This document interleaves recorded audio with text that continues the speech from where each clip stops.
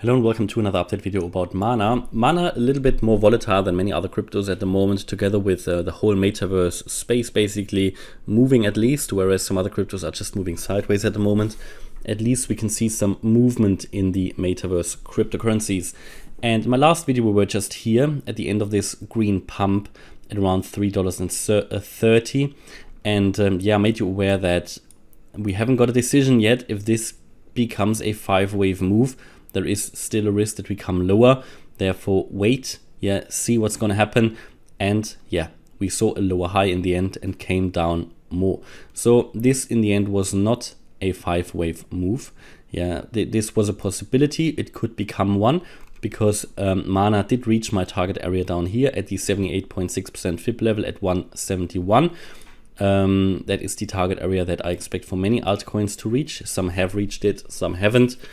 Some have come to the lower support of that target area, here the 88.7% FIB level. If Mana's going to get there, I don't know. But because it has now reached the target area, I think though what is positive is that Mana has shown a very strong reaction to that target area, to the FIB level.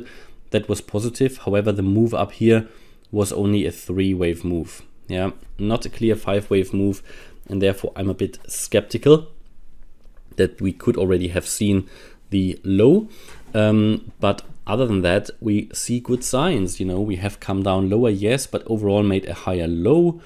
In the end you can count this as a 5-wave move, but it's not a great one. There are possibilities that you can count the 5th wave being shorter than the 3rd wave. It's not great, but it's possible. Then you would have had this as a 5-wave move, and then you've got your A, B, but then you would still get a wave C that comes down lower once more. So yeah, I'm not convinced that this was already the sustainable move up. However, we're currently in a swing low. We're currently in a swing low, and obviously did correct quite a bit in the last week. It did lose from all the way up here to there around 30%, and to where the price is now 22%. So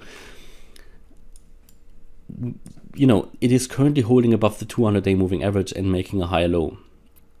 In my view, in the current environment, the right strategy is to dollar cost average in. That is what I'm doing, because we don't know yet. We don't know. For me, I would have loved to see a 5-wave structure to the upside. Haven't seen it, so I remain skeptical. And my primary expectation has to be that we are once more going to see lower levels, that we're actually going to break the 200-day moving average, and that we're going to see the target area once more. Okay, but bear in mind, my buy orders triggered over the last few weeks already. I picked some of these lows here, and channel members who know my buy orders will know that a lot of these have triggered over the last few weeks, and I'm good with Mana. I primarily still expect though that we are coming down once more lower, even though the metaverse cryptos look very strong. But in another Bitcoin sell-off of 30% or so, I can't see Mana, Sand, or even Gala really hold. For all of these cryptos, even though they look currently stronger than many other cryptos, and that's what I've been saying as well, the metaverse cryptos will do really well in 2022 and can outperform other cryptos when prices are moving up. They also are very volatile, and when prices go down, they also lose quite a bit, as you can see here, what Mana did on the 20th of January, for example, or lately here, a week ago in February here. Just from an Elliott wave point of view, we don't know yet. Unfortunately, we haven't seen the 5-wave structure, therefore I have to assume we are coming lower once more. I think that's a clear message. Also, the price did not break here, the 0.5 FIB level at 324. A little bit of a fake out to the upside, but nothing too convincing.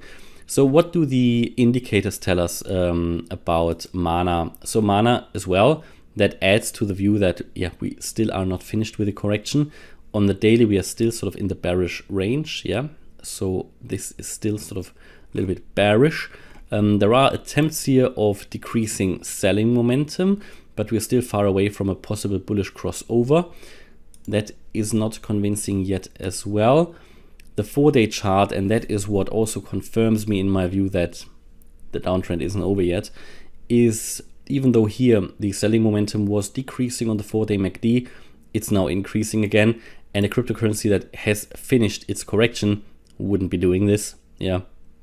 So we're even going to cross here the 0 line, which would be another sell signal. So I remain careful. Again, another sign that the correction isn't over yet. And if we take a look at the weekly chart, here also we don't have a turnaround signal yet, also pointing further down. So the summary would be, even though the chart is looking really strong compared to other cryptos and the price is holding above the 200-day moving average, we haven't seen a 5-wave move to the upside yet that could tell us, right, we are out of this. And also, right, even if you can count this as 5 waves, but even then you need another leg down, right, in a wave C. And the indicators, especially the higher time frame indicators that are more meaningful, are telling us that the selling momentum hasn't really decreased yet, and there is still a big risk we're coming down lower. So for me, the key support lines here are certainly the 200-day moving average, 227 at the moment, and then the $1.71 level, which is the 78.6% fib level. Resistance levels, we've got here 324, that's the 0.5 fib level, and we are currently actually holding or fighting with the 61.8% fib level. I think this is where probably the imminent decision is going to take place. I mean, this is the most important Fibonacci retracement level. If this is lost, you can expect quite a bit of a drop. If Mana can hold this, I think another move up to 324 is certainly possible.